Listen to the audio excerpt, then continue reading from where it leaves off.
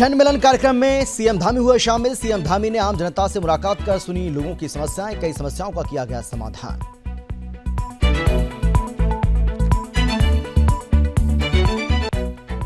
Police line सभागार में कार्यक्रम का हुआ आयोजन। सीएम धामी ने कार्यक्रम में शामिल होकर लव जिहाद और लैंड जिहाद पर भरी हुंकार। कहा, लव जिहाद किसी भी कीमत पर नहीं किया जाएगा बर्दाश्त।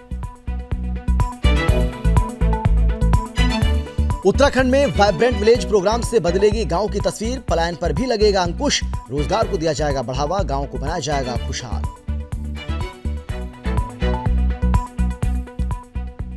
देवभूमि में 12वीं के बाद अब सीबीएसई ने जारी किया 10वीं का रिजल्ट। सीएम धामी ने उत्तीर्ण हुए सभी छात्रों को दी बधाई। सीएम धामी ने छात्रों के उज्जवल भविष्य की कामना भी की। और अवैध मज़ारों पर धामी सरकार का एक्शन। देवभूमि में अवैध मज़ारों को प्रशासन ने किया ध्वस्त। 3 दिनों से 28 मज़ारों पर की गई कार्रवाई।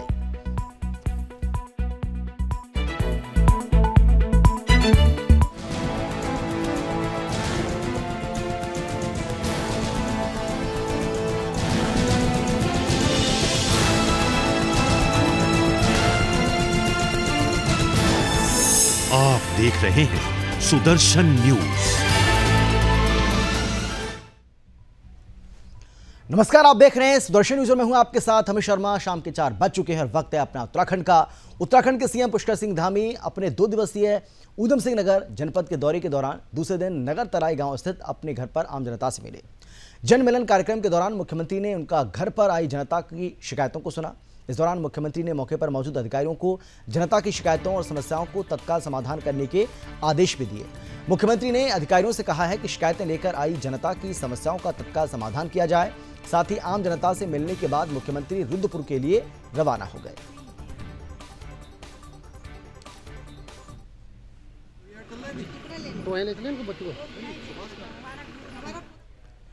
उत्तराखंड में लगातार बढ़ रहे लव जिहाद को लेकर फिर से एक बार मुख्यमंत्री पुष्कर सिंह धामी ने हुंकार भरी है। आपको बता दें कि मुख्यमंत्री पुष्कर सिंह धामी ने पुलिस लाइन में लव जिहाद और लैंड जिहाद को लेकर आयोजित कार्यक्रम में शामिल हुए, जहां सीएम धामी ने कहा कि देवभूमि में इस तरीके की हरकतों को सहन नहीं किया जाएगा। साथ ही सीएम धामी ने कहा कि लव जिहाद और लैंड जिहाद की जो भी कोशिश करेगा उसके खिलाफ सख्त से सख्त कार्रवाई की जाएगी। साथ ही सीएम धामी ने समान नागरिक संहिता पर भी बातचीत की। सीएम धामी ने कहा कि समान नागरिक संहिता के लिए जल्द ही ड्राफ्ट तैयार होने वाला है। जून तक कमेटी इस ड्राफ्ट को सरकार को उपलब्ध करा देगी। इसके बाद उत्तराखंड पहला ऐसा राज्य होगा जहां समान नागरिक संहिता लागू होगा। साथ ही उन्होंने कहा कि हम देश का सबसे कड़क धर्मांतरण कानून लेकर आए हैं और जिस तरीके से बिना बम गोला बारूद के धर्मांतरण को फैलाया जा रहा था वो गंभीर था। ये बहुत बड़ा षड्यंत्र था। साथ ही पुष्कर सिंह धामी ने यह भी कहा कि हम किसी धर्म का विरोध करने वाले लोग नहीं हैं। उत्तराखंड देवभूमि है जहां सभी लोग प्रेम से रहते हैं। बोले, हमने कहा है कि देवभूमि में किसी तरह का अतिक्रमण बर्दाश्त नहीं होगा। पुष्कर सिंह धामी की इस हुंकार के साथ ही कार्यकर्ताओं ने जिंदाबाद के नारे भी लगाए। सभी कार्यकर्ताओं की तरफ से स्वागत किया है, अभिनंदन किया है। मैं भी आप सब। उत्तराखंड हमारी धर्म, अध्यात्म और सांस्कृतिक रूप से पूरे विश्व की एक तरह से राजधानी है, विश्व का एक केंद्र है, भारत का एक केंद्र है। यहाँ पर जो हमारी धार्मिक संस्कृति है, हमारा धर्म है, अध्यात्म है, वो बना रहे, उसके लिए अतिक्रमण, अवैध कब्जेदारी, सरकारी जो ज़मीनों पर कब्जे हैं, उन सबको एक अभियान के रूप में हम लोगों ने लिया है। उसको अभियान के रूप में हटाएंगे।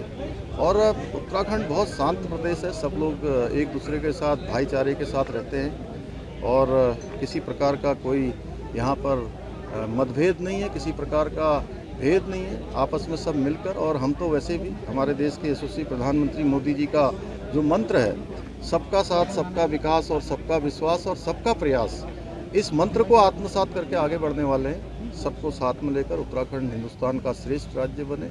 हम हिंदुस्तान के अग्रणी राज्यों में हमारी गिनती हो। पर्यटन के क्षेत्र में, उद्योग के क्षेत्र में, कृषि के क्षेत्र में, बागवानी के क्षेत्र में, शिक्षा चिकित्सा के क्षेत्र में हमारा नंबर 1 पर उत्तराखंड आए, उसके लिए सबको साथ में लेकर सबका आह्वान करते हैं। सभी लोग इस दिशा में।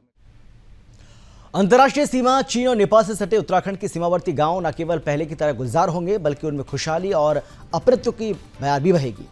अब इन गांव की रौनक जल्दी लौटने वाली है और ऐसा संभव होने जा रहा है कि केंद्र सरकार की वाइब्रेंट विलेज प्रोग्राम योजना से। आपको बता दें कि वाइब्रेंट विलेज प्रोग्राम योजना से इन गांव की आजीविका सुधारने के साथ ही संस्कृति संरक्षण, पर्यटन, रोजगार को बढ़ावा देकर गांव को खुशहाल बनाया जाएगा। इससे जहां पलायन रोकने में मदद मिलेगी, साथ ही गांव के खाली नहीं होने से सीमाएं भी सुरक्षित रहेंगी। इसके लिए जिला प्रशासन रिपोर्ट तैयार कर रहा है और इस रिपोर्ट के आते ही राज्य सरकार केंद्र को अपनी संस्तुति के साथ ही प्रस्ताव भेज देगा। गौरतलब है कि उत्तराखंड की चीन और नेपाल से लगभग 675 किलोमीटर सीमा सटी है।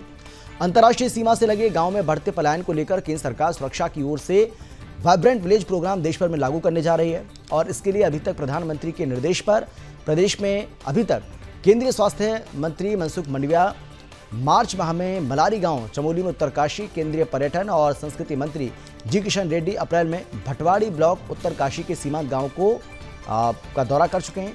वहीं अपर सचिव ग्राम्य विकास और नोडल अधिकारी वाइब्रेंट विलेज निकिता खंडेलवाल ने बताया है कि उत्तराखंड के 3 जनपदों में कुल 51 गांव चिन्हित किए गए हैं।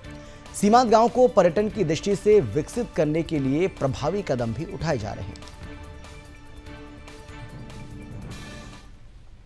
लास्ट विलेज करके माना भी लोग पहुंचते हैं, जिसको हमारे प्रधानमंत्री जी ने फर्स्ट विलेज का दर्जा दिया है। तो इसी प्रकार से बाकी और इस तर्ज पे भी और गांव। सो इसमें बेसिकली कैबिनेट जब लास्ट हुई थी तो उसमें ऑनरेबल प्रधानमंत्री जी ने उन लोगों को बोला था कि एक गाय प्राइमरी विलेज में जाएं, वहाँ प्रवास करें। उसको चलते हुए हमारे यहाँ लगभग अभी 3 से 4 कैबिनेट मिनिस्टर्स आए हैं, उत्तरकाशी गए हैं और चमोली गए हैं।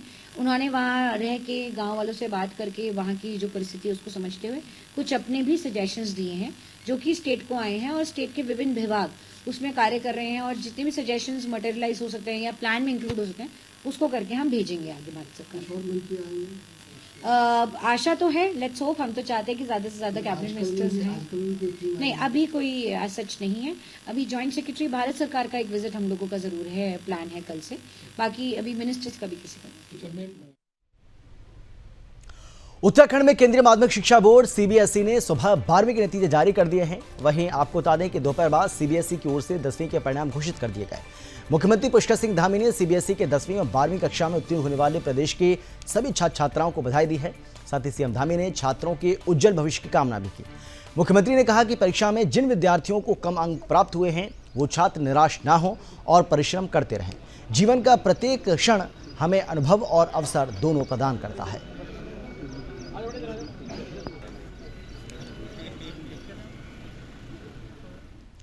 देवभूमि उत्तराखंड में अवैध मजार पर धामी सरकार एक्शन में नजर आ रही है। आपको बता दें कि राज्य सरकार के निर्देश के बाद कई मजारों को प्रशासन ने ध्वस्त करने की कार्रवाई की। ऐसे में विकास नगर क्षेत्र में अभी तक 13 मजारों को प्रशासन की तरफ से ध्वस्त किया गया। तो वहीं मंगलवार से अवैध मजारों पर शुरू हुए ध्वस्तीकरण की कार्रवाई की कुल संख्या तीसरे दिन 28 बताते हुए उपजिलाधिकारी विकास नगर विनोद कुमार ने बताया है कि बृहस्पतिवार को जो कार्रवाई हुई उसमें 13 अनाधिकृत संरचनाओं को ध्वस्त किया गया और अभी तक जो 3 दिन से अभियान चल रहा था उसके तहत 28 संरचनाओं को ध्वस्त किया गया है। अभी जो कार्रवाई बची है वो सहसपुर थाना अंतर्गत और विकास नगर में की जानी है, जो आगे भी जारी रहेगी। बाकी सभी चिन्हित मजारों पर भी ध्वस्त करने की कार्रवाई की जाएगी। दरअसल उत्तराखंड के सीएम पुष्कर सिंह धामी ये साफ साफ कह चुके हैं कि देवभूमि में अवैध अतिक्रमण बर्दाश्त नहीं किया जाएगा, जिसके तहत प्रशासन की तरफ से अवैध मजारों पर ध्वस्त करने की कार्रवाई की जा रही है।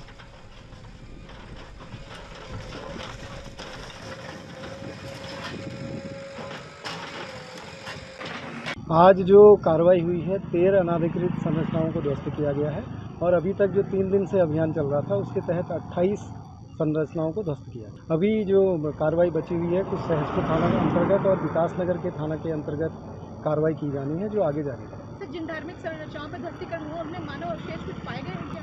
नहीं, अभी तक जो ध्वस्तीकरण की कार्रवाई की गई है कोई इस तरीके के अवशेष वहाँ पे नहीं पाए गए। कुछ विरोध देखने को मिला इस कार्रवाई में? नहीं, विरोध किसी के द्वारा नहीं किया गया, क्योंकि जहाँ जहाँ अनाधिकृत थी लोगों को पहले ही सूचित कर दिया गया था और उसका कोई इस तरीके का विरोध नहीं किया। उत्तराखंड में मौसम विभाग ने अनुमान जताया है। आपको बता दें कि मौसम विभाग ने आने वाले दिनों के लिए पूर्वानुमान जारी किया है। मौसम विभाग के निदेशक विक्रम सिंह ने कहा है कि 2-3 दिनों तक पूरे प्रदेश में मौसम साफ रहने वाला है। ऐसे में चटक धूप के चलते पिछले दिनों हुई बर्फबारी के चलते पहाड़ी क्षेत्रों में एवलांच जैसी स्थिति बन सकती है। आपको ये भी बता दें कि इन दिनों उत्तराखंड में चारधाम यात्रा अपने चरम पर है। ऐसे में मौसम विभाग यात्रियों से हिदायत बरतने की अपील कर रहा है। साथ ही कहा कि जहां पर एवलांच जैसी स्थिति बन रही है वहां पर यात्रियों को जाने से परहेज करना चाहिए, सावधानी बरत लेनी चाहिए ताकि अनावश्यक जानमाल का कोई नुकसान ना हो।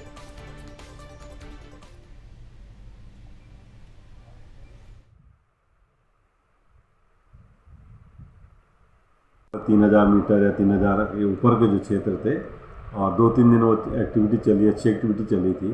तो यही है कि जैसे अब मौसम साफ़ हो रहा है और तापमान बढ़ रहे हैं तो जो बर्फ़ गिरी हैं वो एकदम पिघलना और निकलना शुरू हो जाता है। तो आपने देखा पीछे भी जो है 3 तारीख को जो था तो उसमें भी या 4 को भी थोड़ा बहुत जो केदारनाथ जी के रास्ते उसमें भी जो स्नो थी पिघल के वो काफ़ी निकली है और रास्ते बंद हुए हैं।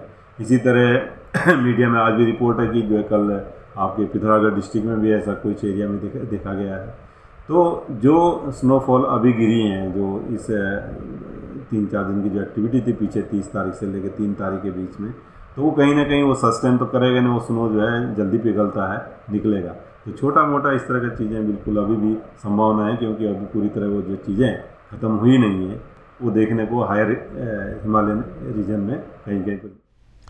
उत्तराखंड के सीएम पुष्कर सिंह धामी ने गुरुवार को चंपावत के गोरलचोड़ स्थित ऑडिटोरियम में स्मार्ट स्कूल स्मार्ट ब्लॉक कार्यक्रम का शुभारंभ किया। इस दौरान सीएम धामी ने कहा कि इससे शिक्षा के क्षेत्र में नए आयाम प्राप्त होंगे। उन्होंने इसे चंपावत को आदर्श जनपद बनाने की दिशा में बढ़ाया कदम बताते हुए कहा है कि यह आदर्श उत्तराखंड के लिए भी अच्छी पहल है। मुख्यमंत्री ने कहा कि संपर्क अर्थात जुड़ना समाज के लिए वंचित और हाशिए पर रहे लोगों के जीवन में सकारात्मक बदलाव लाना संपर्क फाउंडेशन के उद्देश्य को सार्थक करता है। उन्होंने इसके लिए संपर्क फाउंडेशन के प्रयासों को भी समाज हित में बताया। साथ ही उन्होंने कहा कि आज का युग साइंस और टेक्नोलॉजी का है। प्रधानमंत्री नरेंद्र मोदी जी ये कहा करते हैं कि देश के विकास के लिए लोग साइंस और टेक्नोलॉजी का भरपूर उपयोग करें। उन्होंने ये भी कहा कि टेक्नोलॉजी के माध्यम से हम कार्यों को आसानी के साथ ही कम समय में अधिक काम कर सकते हैं। साथ ही सीएम धामी ने कहा कि विद्यालयों को संपर्क स्मार्ट डिवाइस दिए गए जिससे बच्चे आसानी से सरल भाषा में और आनंदमय तरीके से शिक्षा ले सकें। मुख्यमंत्री ने आगे कहा कि प्रधानमंत्री नरेंद्र मोदी के नेतृत्व में नए भारत का निर्माण हो रहा है। दुनिया में अनेक देशों की अर्थव्यवस्था बिगड़ रही है, खराब हो रही है। भारत की अर्थव्यवस्था इस विषम समय में भी 11वें स्थान से 5वें स्थान की अर्थव्यवस्था बन गई है। आने वाले समय में स्वतंत्रता की शताब्दी में भारत दुनिया का नेतृत्व करने वाला भारत बन जाएगा।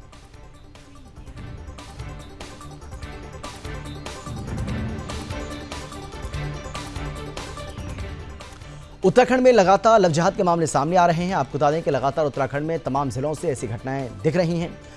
अभी कुछ दिन पहले ही उधम सिंह नगर जिले में एक घटना सामने आई थी। आए दिन कहीं ना कहीं लव जिहाद का मामला सामने आ रहा है। आपको बता दें कि कुसुम खेड़ा क्षेत्र के गोविंदपुर गढ़वाल में पिछले कई महीनों से एक समुदाय का युवक अपने नाम बदलकर दूसरे समुदाय की लड़की के साथ प्रेम प्रसंग चला रहा था, जिसके बाद बजरंग दल विश्व हिंदू परिषद के लोगों को पता चला तो उन लोगों ने पुलिस को सूचना दी। पुलिस ने युवक को गिरफ्तार कर मुखानी थाने ले गए, जिसके बाद तमाम अन्य संगठनों के लोगों ने थाने में पहुंचकर जमकर नारेबाजी करते हुए हंगामा किया। वहीं क्षेत्रीय पुलिस अधिकारी भूपेंद्र सिंह धोनी ने बताया कि ये व्यक्ति पिछले कई महीनों से अपना नाम बदलकर कुसुम खेड़ा में रह रहा था। साथ ही युवक पहाड़ पर रहने वाली युवती से प्रेम के जाल में फंसा। साथ ही जब लड़की को ये पता चला कि ये दूसरे समुदाय का है तो इस युवक ने उसे ब्लैकमेल करना और सोशल मीडिया पर वीडियो वायरल करने की धमकी देने लगा, जिसके बाद लड़की ने थाने में शिकायत कर कार्रवाई की मांग की। इस दौरान हिंदू संगठनों ने थाने में विरोध प्रदर्शन किया। फिलहाल मामले में आरोपी को गिरफ्तार कर लिया गया है और आरोपी से पूछताछ भी चल रही है।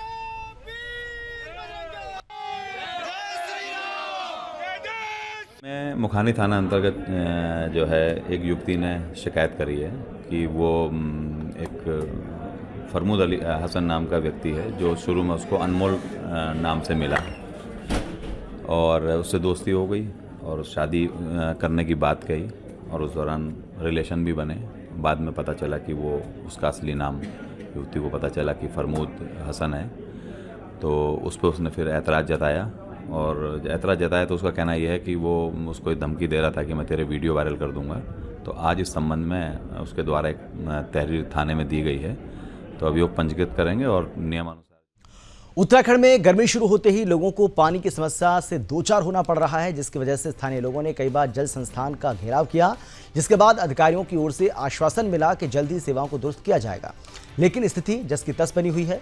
शहर के दमुआ डंगा में लोग आज भी पानी के लिए तरस रहे हैं। लोगों ने बताया कि स्थानीय विधायक के पास पानी की समस्या को लेकर जाते हैं तो बजट न आने का आश्वासन देकर पल्ला झाड़ देते हैं, जिसके चलते पानी की समस्या आज भी जूझना पड़ रहा है। साथ ही लोगों को पानी के लिए लाइन में खड़े होकर इंतजार करना पड़ता है।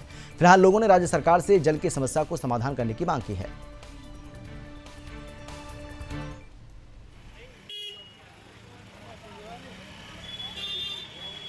साहब पानी की समस्या तो दमुआ डंगा में बहुत है, इतनी समस्या है कह नहीं सकते हैं। घर घरों टैंकर जा नहीं सकता है ऊपर से आता है, कोई रोड को खोद देता है। मतलब घर में पानी की इतनी समस्या, आता ही नहीं पानी, परेशान हो जाते हैं। कभी वो फूक जाता है, ट्यूबवेल फूक जाता है, 4-4-5 दिन उसको बनने में लग जाते हैं, हफ्तों लग जाते हैं। फिर ऐसी टैंकर आता है, गलियों में घुस नहीं पाता, बहुत दिक्कत है पानी की। सरकार तो वादे करते रहती है, वही सरकार बात करती है हर नल, हर घर जल, हर घर नल, ये खाली कागजों में ही है, ये कोई वो नहीं है इसमें। पानी की समस्या तो यहाँ कभी पूर्ति नहीं हुई पाई। टैंकर आ रहे हैं, दे रहे पानी, मगर हमको घर में चाहिए पानी। महिलाएं कहाँ जाएंगी, कोई काम पर नहीं जा पा रहा है। पानी से भरने जाएगा, खाना से बनाएगा, या औरतें पानी भरने जाएंगी, कहाँ जाएंगी, कोई समस्या कोई नहीं हल नहीं कर सकता है। आदमी काम पे तो है, जाएगा, जा नहीं पा रहा पानी की समस्या से। रोड ऐसी दिख रही है, ये खुद ही फुल हुई। कम से कम इसको 6 महीना हो गया रोड को टूटी हुई है, इसकी कोई सुनवाई नहीं हो रही है। ऊधम सिंह नगर जनपद के अपने दौरे के दौरान सीएम धामी खटीमा पहुंचे, जहां मुख्यमंत्री पुष्कर सिंह धामी खटीमा में नगरा तराई स्थित अपने घर पर मुख्यमंत्री ने जनता की समस्याओं को सुना। साथ ही मुख्यमंत्री ने अधिकारियों को जनता की समस्याओं के तत्काल निस्तारण के आदेश भी जारी किए।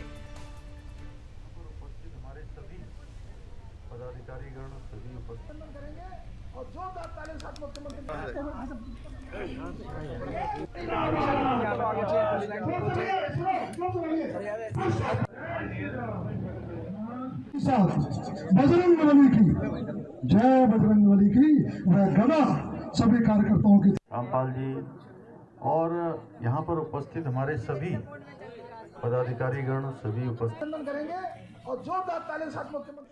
उत्तराखंड में अवैध बाजारों को लेकर सीएम धामी एक्शन में नजर आ रहे हैं और ऐसे में सीएम धामी ने प्रशासन को सख्त निर्देश दिए हैं कि अवैध अतिक्रमण को बर्दाश्त नहीं किया जाएगा। और इसी कड़ी में उत्तराखंड के सहसपुर विधानसभा क्षेत्र के सुदोवाला में रोड पर नाले पर अवैध मजार को प्रशासन की टीम ने ध्वस्त कर दिया। वहीं एक मजार झाझरा बंशीवाल में भी ध्वस्त की गई। वहीं क्षेत्र के अलग अलग जगहों पर 6 मजारों को ध्वस्त किया गया। इस दौरान विकासनगर तहसीलदार और एसडीएम के साथ भारी संख्या में पुलिस फोर्स भी तैनात रही।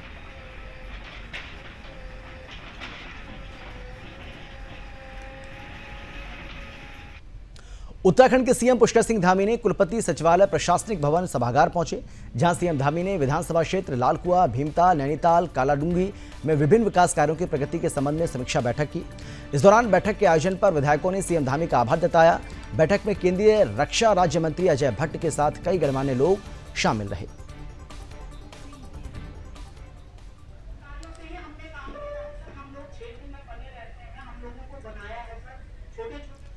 उत्तराखंड के रामनगर में उस समय हड़कंप मच गया जब देर रात एक 15 वर्षीय किशोर ने अज्ञात कारणों के चलते रामनगर स्थित कोसी बैराज में नई बाईपास पुल पर ऊपर से खड़े होकर नीचे छलांग लगा दी, जिसके बाद इस किशोर की दर्दनाक तरीके से मौत हो गई। बताया जा रहा है कि मोहल्ला मोती महल निवासी देर रात अज्ञात कारणों के चलते पुल से छलांग लगा दी, जिसके बाद मौके पर मौजूद कुछ लोगों ने पुल के नीचे जाकर गंभीर रूप से घायल युवक को इलाज के लिए सरकारी अस्पताल में भर्ती कराया, जहां इलाज के दौरान युवक की मौत हो गई। फिलहाल मामले में आगे की कार्रवाई चल रही है।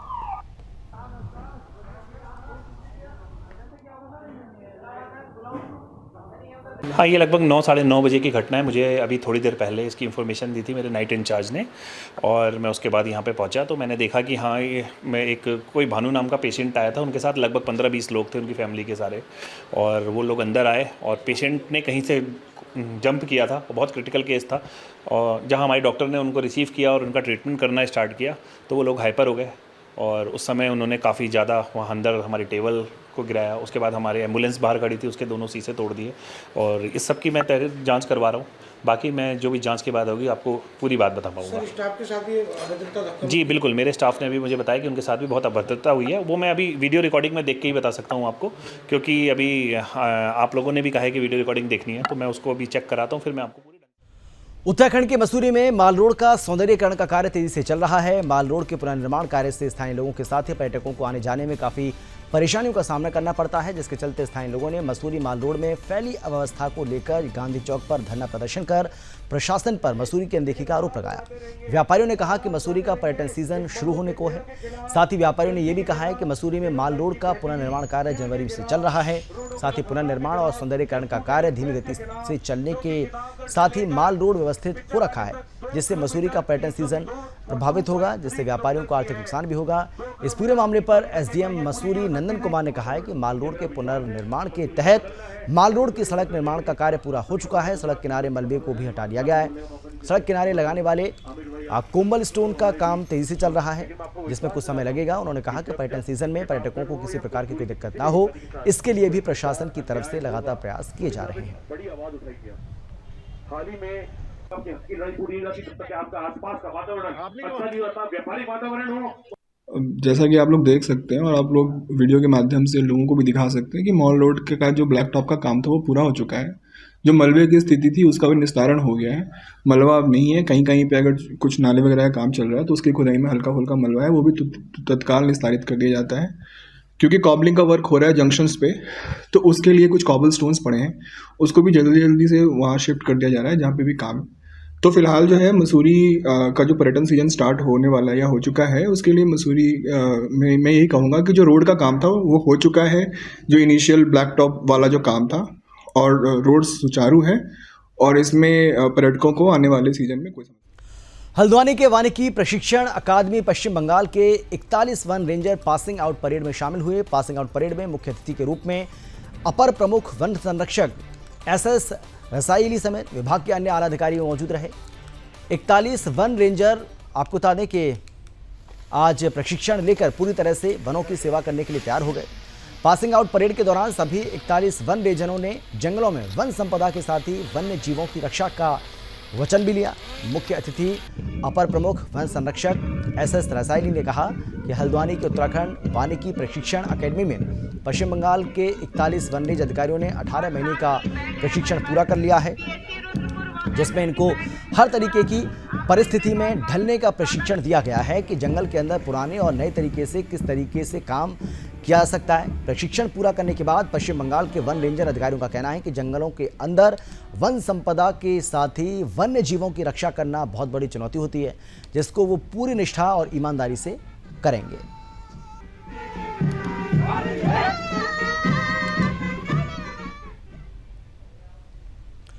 उत्तराखंड के चमोली में उस समय हड़कंप मच गया जब नगर क्षेत्र थराली से लापता लेवाड़ी गांव की 27 वर्षीय युवक का शव पुलिस ने बुधवार को पिंडर नदी के किनारे से बरामद किया। आपको बता दें कि मृतक के परिजनों ने 28 अप्रैल को थाना थराली में गुमशुदगी की तहरीर दी थी, जिसके बाद पुलिस ने मामले को दर्ज कर जांच भी शुरू कर दी। जांच के दौरान पुलिस ने पिंडर नदी के किनारे एक अज्ञात शव को बरामद किया। फिलहाल पुलिस ने शव को पोस्टमार्टम के लिए अस्पताल भेज दिया है। मामले में आगे की कार्रवाई चल रही है।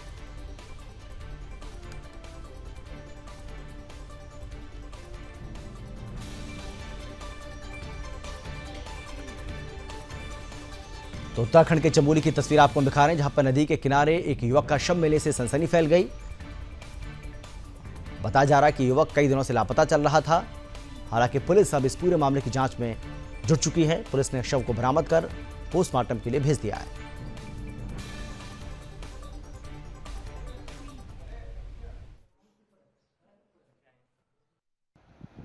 27 तारीख को एक सूरज नाम का लड़का, सूरज सिंह बिष्ट, सन ऑफ राव सिंह बिष्ट लुआनी का, एक थराली से लापता हो गया था। तो प्रथम दृष्टया यही चल रहा था, पता लग रहा था कि वो जो है नदी में डूब गया है। उसके लिए हमने SDRF की सहायता से, स्थानीय पुलिस की सहायता से, अन्य लोगों की सहायता से काफ़ी सर्च कराया, लेकिन वो नहीं मिल पाया था। तो कल उसकी बॉडी जो है नारायणबगड़ के समीप मींगदरी के पास वो मिल गई है। उसका हमने पंचनामा भर के पोस्टमार्टम के लिए भेज दिया है और घर वालों ने उसकी शिनाख्त कर दी। क्या कुछ नहीं, ऐसा अभी कुछ नहीं है। अभी PM रिपोर्ट आएगी तब उसी की बात करेंगे। मौसम ने साथ नहीं दिया तो इस बार हेमकुंड साहिब की यात्रा चुनौतीपूर्ण रहेगी। आपको बता दें कि आगामी 20 मई को हेमकुंड साहिब के कपाट खुलने वाले हैं, लेकिन अभी तक यहां करीब 10 फीट तक बर्फ जमी है। साथ ही आस्था पथ पर भी बर्फ पड़ी हुई है, बर्फ से ढका हुआ है। हालांकि सेना के जवान और हेमकुंड साहिब ट्रस्ट के सेवादार आस्था पथ से बर्फ को हटाकर रास्ता बनाने का काम लगातार कर रहे हैं, लेकिन लगातार हो रही बर्फबारी से रास्ता बनाने में भारी कठिनाइयों का सामना भी करना पड़ रहा है। कई फीट की ऊंचाई पर स्थित हेमकुंड साहिब अभी भी बर्फ से लदकद है। हेमकुंड साहिब यात्रा मार्ग पर सेना के जवान 20 अप्रैल से बर्फ हटाकर रास्ता बनाने में जुटे हुए हैं, लेकिन लगातार हो रही बारिश और बर्फबारी से जवानों को भारी दिक्कतों का सामना करना पड़ रहा है। दरअसल जिन जगहों से बर्फ हटाकर रास्ता बनाया गया वहां फिर से बर्फ पड़ने से रास्ता बंद हो रहा है। ऐसे में जवानों और सेवादारों को दोबारा से काम करना पड़ रहा है।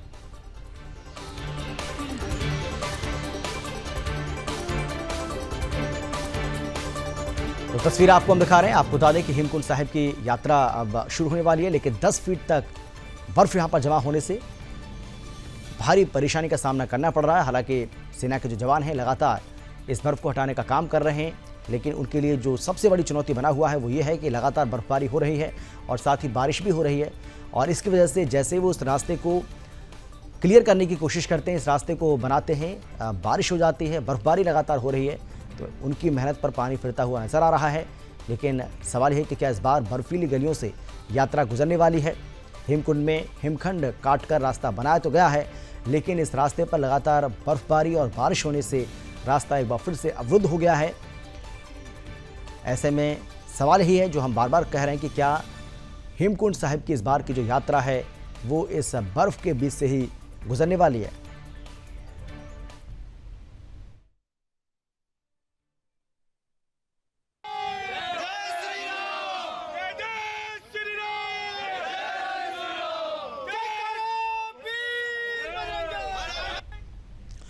शहर में इन दिनों झोलाछाप डॉक्टर्स की धरपकड़ को प्रशासनिक टीम ताबड़तोड़ छापेमारी कर रही है। अब तक शहर में आधा दर्जन फर्जी चिकित्सकों और क्लिनिक संचालकों के खिलाफ कार्रवाई की जा चुकी है। ऐसे में मंगलवार को सिटी मजिस्ट्रेट ने धान मिल चौराहे स्थित एक बंगाल डॉक्टर के क्लिनिक पर छापा मारा, मगर छापेमारी की भनक लगते ही डॉक्टर मौका पाकर फरार हो गया। हालांकि उसकी धरपकड़ के लिए प्रशासनिक अमला जुट गया है। क्लिनिक को सील कर दिया गया है।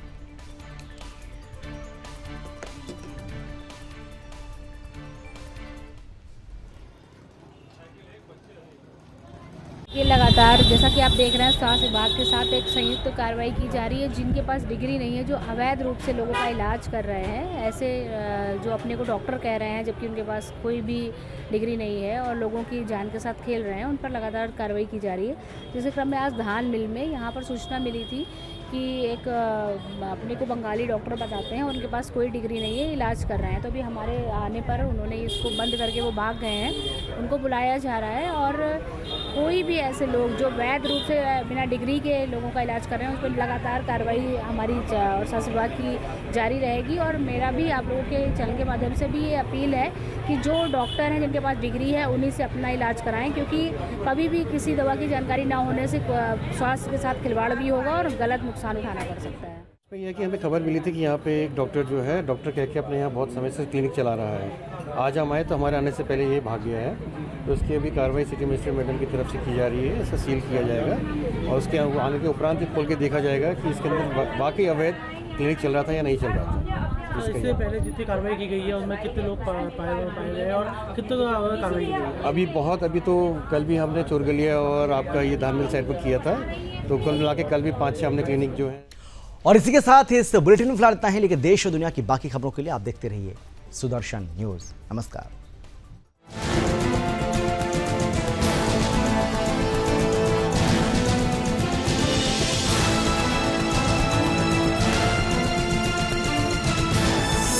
आप देख रहे हैं सुदर्शन न्यूज।